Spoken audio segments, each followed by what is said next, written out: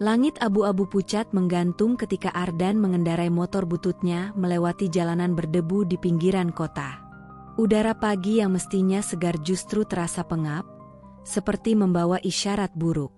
Ia baru saja lulus sekolah, belum sempat menebus ijazah karena tunggakan menjerat keluarganya. Sebagai anak sulung, ia merasa wajib mencari nafkah. Tawaran pekerjaan di sebuah pabrik tua yang dikenalkan Indra, kenalan temannya, langsung ia terima meski tanpa banyak pertimbangan. Hidupnya sedang kejar-kejaran dengan kebutuhan, dan uang adalah alasan utama. Bangunan pabrik itu berdiri muram ketika pertama kali dilihat. Dindingnya dari bata kasar tak diplester, atap sengnya karatan penuh lubang, kamar mandi dari papan dan seng reot, sementara lantai gudang lembab serta berbau apek. Keseluruhan tempat itu tampak seperti bangunan yang sudah ditinggalkan, padahal masih digunakan untuk memproses bahan setiap hari. Saat Ardan melangkah masuk, hawa berat segera menempel di kulitnya. Seolah-olah tembok tua itu menyimpan rahasia yang menolak diganggu. Hari pertama kerja, Ardan ditempatkan di bagian bongkar barang. Bersama puluhan pekerja, ia mengangkat karung-karung besar dari truk ke gudang. Teriakan, tawa, dan canda membuat pekerjaan berat terasa ringan. Sore harinya tubuh memang lelah, tapi ia pulang dengan hati cukup senang. Ia membayangkan gaji yang bisa ia serahkan pada orang tuanya. Untuk sesaat, ia percaya pekerjaan ini akan menjadi awal yang baik. Namun, keesokan harinya Indra memanggilnya. Dengan nada tegas, ia mengatakan bahwa mulai besok Ardan tidak lagi ikut membongkar barang, melainkan ditempatkan di bagian mesin bersama seorang pekerja lama bernama Robi. Tidak ada pilihan selain menurut. Ardan hanya mengangguk, meski perasaan tidak enak sempat berkelebat. Hari Jumat menjadi titik perubahan. Sejak pagi ia resmi berada di ruang mesin. De rue Baling-Baling Berge Matiada Anti, Menlansua Ramanusia, Mambuate Lingaberdanggung. Panas ruangan bercampur debu membuat keringat mengucur deras. Robi mengajarinya cara menuang bahan, menurunkan hasil gilingan, lalu mengisi karung. Semua terlihat sederhana, tapi tubuhnya cepat terkuras. Pukul 11 mereka keluar untuk salat Jumat. Seusai itu, Ardan kembali ke gudang dengan kepala berat. Kantuk menyerangnya begitu keras, hingga ia menjatuhkan diri di antara tumpukan karung, berharap bisa terlelap sejenak. Tidurnya berubah menjadi mimpi aneh. Di tengah kesadaran yang kabur, ia merasakan hawa dingin menyusup dari sela-sela karung. Ada aroma anyir yang menusuk hidung, seperti darah basi. Perlahan ia membuka mata, dan di hadapannya berdiri sosok nenek berambut putih panjang kusut, gaunnya berlumuran darah kering, wajah keriputnya pucat dengan sorot mata liar. Kuku-kukunya panjang hitam melengkung seperti cakar binatang. Tanpa aba-aba, sosok itu melompat menindih tubuhnya. Nafasnya seakan tercekik, paru-parunya diperas. Wajah mereka hanya terpisah sejengkal. Dari mulut sosok itu keluar teriakan panjang yang menusuk gendang telinga. Ardan Pamangerie Sekraminquin. Jeritannya nyata, bergema di ruangan. Rekan-rekannya berlari menghampiri. Mereka melihat tubuh Ardan menggeliat sendiri, seperti diikat kekuatan tak kasat mata. Saat dibangunkan, ia terengah-engah, keringat membasahi tubuhnya. Semua menatap bingung. Indra bertanya apa yang terjadi, tapi Ardan hanya menggeleng. Ia terlalu takut mengakuinya. Didala mati, yatauyang dilia bukamin pibiaza. Bayangan nenek itu terlalu jelas. Malamnya, dalam perjalanan pulang, ia menceritakan sekilas pada Ari, sahabatnya yang ditempatkan di bagian bongkar. Ari menertawakannya, menyebut ia hanya kecapean. Tapi bagi Ardan, sosok itu nyata. Malam itu ia tidur dengan kepala penuh bayangan gaun berdarah. Hari-hari berikutnya membawa beban aneh. Setiap memasuki ruang mesin, pundaknya serasa dipaku oleh sesuatu yang tak terlihat. Nafasnya pendek, pikirannya kosong, konsentrasinya hilang. Robi beberapa kali menegurnya, bahkan menyarankan ia minta pindah.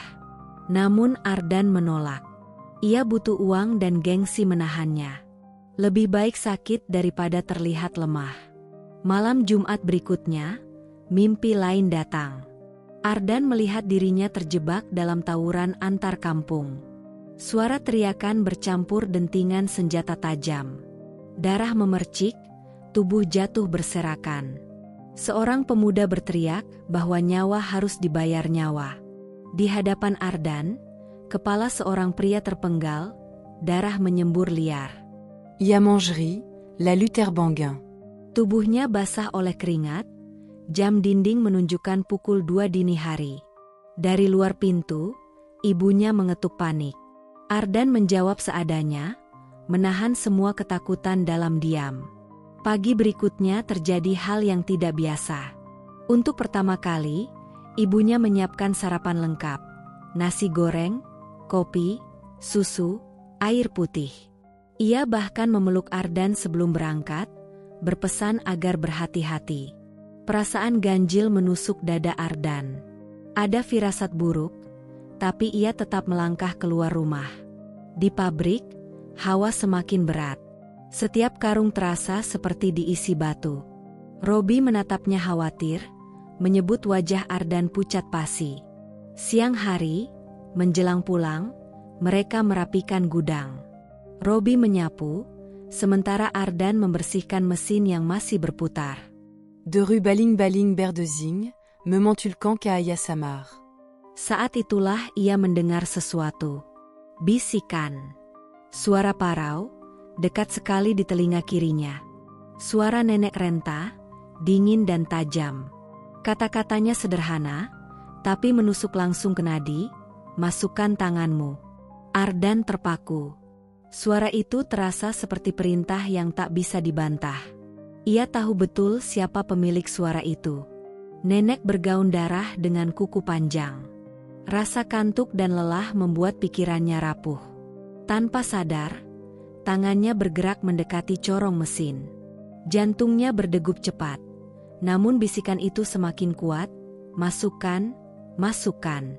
Jari-jarinya hampir menyentuh putaran baling-baling. Dunia seolah lenyap, tinggal dengungan mesin dan suara yang mendesak kepalanya. Dan disitulah teror sesungguhnya baru dimulai. Ardan terdiam di depan mesin yang masih berputar. Jari-jarinya sudah hampir masuk ke corong ketika suara Robi memanggil dari seberang ruangan. Kesadarannya kembali sepersekian detik sebelum tragedi. Ia menarik tangannya, napasnya terengah-engah, tubuhnya gemetar. Tidak ada yang menyadari betapa tipis jarak antara hidup dan maut saat itu. Namun bisikan yang baru saja ia dengar terus bergema di kepalanya, seperti gema yang menolak padam. Sejak kejadian itu, Ardan tidak pernah benar-benar merasa tenang. Setiap kali mesin dinyalakan, telinganya seperti menunggu suara asing itu muncul lagi. Ia mencoba menutup kuping dengan kain, tapi deru baling-baling selalu ditembus bisikan samar yang terasa akrab. Punggungnya sering dingin, meski udara di ruang mesin panas menyengat. Setiap detik ia merasa diperhatikan oleh sesuatu yang tak kasat mata. Hari-hari berjalan dengan pola yang melelahkan. Pagi datang, ia berangkat kerja dengan wajah pucat. Sore tiba, tubuhnya pulang dengan lelah bercampur gelisah. Malam hari, mimpi buruk menyergap tanpa ampun. Kadang ia melihat sosok nenek itu menatap dari ujung ranjang. Kadang ia melihat darah menetes dari atap kamarnya, jatuh menodai lantai. Ia sering terbangun sambil menahan teriak, keringat membanjiri tubuhnya. Orang tuanya hanya bisa khawatir tanpa memahami apa yang menekan batinnya. Pada minggu ketiga, rasa kantuk di pabrik berubah menjadi bahaya nyata. Ardan kerap kehilangan kesadaran sejenak, seolah pikirannya terhisap. Dalam jeda itu, bisikan datang lagi, kali ini lebih jelas. Suara parau dengan nada perintah, menyuruhnya mendekat, menyuruhnya menyerahkan diri. Tubuhnya seakan menjadi milik orang lain. Robi beberapa kali harus mengguncangnya agar ia sadar kembali. Wajah pucat Ardan membuat rekan-rekan lain berbisik, menyangka ia sakit keras. Namun tidak ada yang tahu, penyakit itu bukanlah penyakit biasa. Sampai suatu malam, ia bermimpi berbeda dari sebelumnya. Ia melihat dirinya berada di lorong gelap, diterangi cahaya lampu redup. Di ujung lorong berdiri nenek itu, gaunnya meneteskan darah segar, matanya menyala beringas.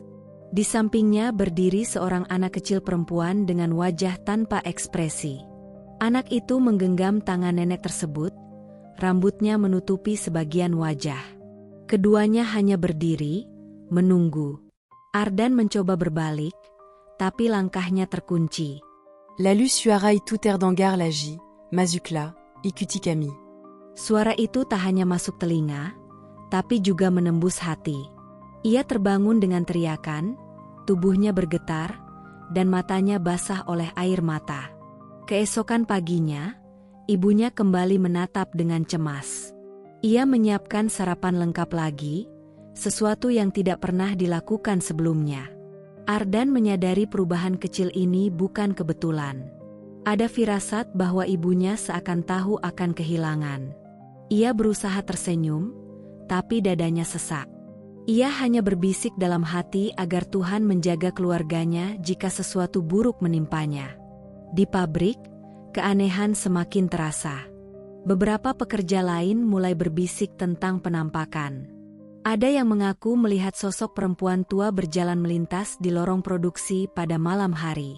Ada pula yang melihat anak kecil berlari di antara karung-karung, lalu menghilang begitu saja. Cerita itu beredar, tapi tak ada yang berani mengangkatnya ke atasan. Semua memilih diam, seolah lebih aman membiarkan misteri itu tetap misteri. Ardan hanya bisa menunduk. Ia tahu cerita-cerita itu bukan sekadar omong kosong. Ia sendiri telah bersentuhan langsung dengan horor yang mereka bicarakan. Robi suatu sore mendekat dengan wajah tegang. Ia berkata bahwa wajah Ardan terlihat makin mengerikan, mata cekung, kulit pucat, langkah gontai. Robi menyarankan ia berhenti sebelum terlambat. Namun Ardan hanya menggeleng. Ia butuh uang, dan rasa takut harus ia telan. Lebih dari itu, ia merasa jika ia mundur, nenek itu akan mengejarnya sampai ke rumah. Lebih baik menghadapi di pabrik daripada membawa horor itu ke keluarganya. Malam Jumat berikutnya, Ardan hampir tak sanggup lagi. Tubuhnya lemas, kepalanya pusing, matanya berat. Namun mesin harus tetap berputar, dan ia harus berdiri di sana. Saat membersihkan corong mesin, ia kembali mendengar bisikan. Kali ini tidak hanya satu kalimat. Suara itu memanggil namanya, berulang-ulang, semakin keras, semakin mendesak. Nafasnya tercekat, tubuhnya bergetar. Tangan kanannya perlahan terulur tanpa ia sadari. Balikannya kuat, seolah ada tarikan tak kasat mata. Robi berteriak, tapi Ardan tidak mendengar. Dunia sekelilingnya lenyap, hanya ada suara nenek itu, menuntut ia menyerahkan diri. Jari-jarinya menyentuh bagian pinggir corong, lalu terdengar bunyi denting halus dari logam. Dalam sepersekian detik, ia sadar. Ya mangerie me mangil Robi, me mintatolon, c'est bel homme tangania c'est makin mazuk. Robi panik, melempar sapu, lalu berlari mematikan mesin. Namun putaran baling-baling terlalu cepat. Tangan Ardan terseret, rasa sakit belum sempat muncul. Dunia seakan berputar, suara logam beradu dengan tulang. Ketika me zimberanti, dara sudame mersik kelante. Tangan kanan Ardan tak lagi utuh. Ia menatap kosong, baru menyadari bahwa dirinya telah kehilangan sesuatu yang tak akan pernah kembali. Jeritan meledak, bercampur tangisan. Rekan-rekan lain berlari, sebagian menjerit, sebagian mundur ketakutan. Indra datang tergesa, membalut dengan baju, lalu mengikat dengan karet ban agar darah tidak terus mengalir. Wajahnya panik, namun matanya juga dipenuhi ketakutan yang berbeda. Ardan setengah pingsan, dibopong ke mobil bak terbuka. Tubuhnya dingin, bibirnya bergetar. Di perjalanan menuju rumah sakit, Ia melihat sesuatu yang membuat darahnya membeku. Dari kaca belakang mobil, ia melihat sosok nenek itu duduk di jalan, menatap sambil tersenyum lebar.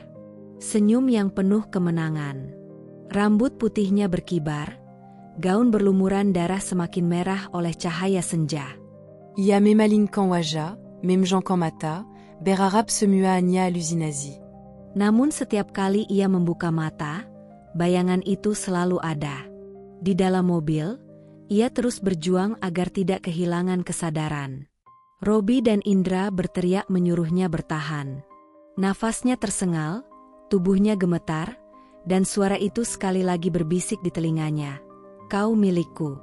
Dan di tengah dentuman jantung yang kian melemah, Ardan tahu bahwa ini baru permulaan dari sesuatu yang jauh lebih gelap. Mobil bak yang membawa Ardan melaju kencang menembus jalan sore yang padat. Tubuhnya digendong oleh Indra, darah terus mengalir meski sudah dibalut kain seadanya. Setiap guncangan jalan membuat luka terasa seperti ditusuk-tusuk. Matanya berkunang, kesadaran keluar masuk. Robi menepuk-nepuk pipinya, berteriak menyuruhnya tetap bangun. Namun suara yang paling jelas justru bukan teriakan rekan-rekannya, melainkan bisikan itu lagi, parau dan menusuk, seakan berasal dari dalam kepalanya sendiri. Ia menoleh ke kaca belakang. Sosok nenek bergaun darah terlihat berdiri di tengah jalan, senyumnya melebar, matanya mengikuti mobil yang menjauh. Ardan memejamkan mata erat-erat, berharap bayangan itu hilang. Tapi ketika ia membuka mata kembali, sosok itu kini duduk di pojok bak mobil, hanya sejengkal dari kepalanya, menatap penuh kepuasan. Ardan ingin menjerit, tapi suaranya tenggelam oleh rasa sakit. Dunia seakan mengecil, menyisakan nenek itu dan dirinya yang semakin rapuh. Mereka tiba di sebuah rumah sakit kecil. Para perawat panik, namun dengan cepat mengatakan bahwa mereka tidak memiliki peralatan memadai. Ardan hanya mendengar potongan kata, "Tidak bisa, pindahkan, rumah sakit besar." Ia melihat Robi memohon, Indra marah-marah, tapi semua terdengar jauh. Yang paling dekat tetaplah suara itu, memanggilnya, mengajaknya menyerah. Mobil pun kembali melaju, kali ini menuju rumah sakit besar di pusat kota. Sepanjang perjalanan, tubuh Ardan semakin dingin. Ia merasa detak jantungnya kian lambat. Dari sudut matanya, ia kembali melihat nenek itu, masih duduk di pojok bak. Senyumannya tak berubah. Ia menunduk, rambut putih kusutnya menutupi wajah penuh darah. Ardan mencoba menahan mata agar tidak terpejam, tapi rasa kantuk begitu kuat. Ia merasa sedang ditarik ke arah gelap yang menelan semua cahaya. Sampai akhirnya, sirine samar terdengar, dan rumah sakit besar mulai terlihat dari kejauhan. Mobil berhenti karena lampu merah, membuat waktu terasa melambat. Ardan ingin berteriak agar mereka melanggar lampu, agar ia bisa segera ditolong. Namun suara tertahankan di tenggorokan. Matanya berair, tubuhnya menggigil. Dari kejauhan, gedung rumah sakit seakan melambai, tapi nenek itu justru berdiri di jalan, menghadang pandangannya, menggeleng pelan seakan berkata, "Tidak akan ada yang menolongmu." Begitu lampu hijau menyala, mobil kembali melaju. Mereka masuk ruang gawat darurat, dokter dan perawat langsung menyambut. Tubuh Ardan dipindahkan ke ranjang. Ia sempat mendengar suara asing menanyakan siapa keluarganya. Namun anehnya, saat ia menoleh, ia melihat wajah kedua orang tuanya berdiri di samping ranjang, mata mereka sembab, namun tanpa berkata sepatah pun. Ia merasa tenang sejenak. Tetapi ketika ia mengedipkan mata, sosok orang tuanya hilang, berganti dokter dan perawat yang terus bekerja. Ardan sadar ia berada di ambang. Tubuhnya kaku, dingin menjalar hingga ujung kaki. Lalu pandangannya beralih ke kaca pintu UGD. Di sana nenek itu berdiri, wajahnya kini berubah garang, senyum sirna digantikan tatapan penuh kebencian. Tangannya terulur, kuku panjangnya menempel di kaca, seolah hendak meraih. Ardan menggigil. Ia ingin berdoa, tapi pikirannya kosong. Lampu ruang operasi menyilaukan saat ia didorong masuk. Bau obat dan logam bercampur menusuk hidung. Dokter memberi instruksi, perawat menyiapkan bius. Ardan mencoba bertahan, tapi kantuk berat merayap cepat. Dalam detik terakhir, ia melihat nenek itu berdiri di sudut ruangan, masih menatapnya. Senyum kembali merekah, kali ini lebih lebar, menyingkap gigi hitamnya. Gelap menyelimuti. Namun di balik gelap, Ardan bermimpi. Ia kembali kecil, digandeng oleh kedua orang tuanya, berjalan di sebuah lorong terang menuju cahaya putih. Hatinya damai. Ia merasa semua akan berakhir di sana. Tetapi saat hendak melangkah ke cahaya, tangan ibunya terlepas, dan suara itu muncul lagi. Keras, berulang-ulang, "Jangan pergi, kau belum selesai." Car y a pas d'âme, dit Gantican le ronge la penue d'Ara. Dari ujung lorong, nenek itu berlari mendekat, rambutnya berkibar, kukunya terulur. Ardan terbangun dengan teriakan. Ia masih di ranjang rumah sakit, tubuhnya dibalut perban, tangannya kini hanya tersisa sebagian. Air mata mengalir tanpa ia sadari. Di sekelilingnya keluarga berdiri, menangis, bersyukur ia selamat. Namun pandangannya terpaku ke pojok ruangan, tempat sosok nenek itu berdiri samar, menatap tanpa berkedip. Hanya Ardan yang bisa melihat.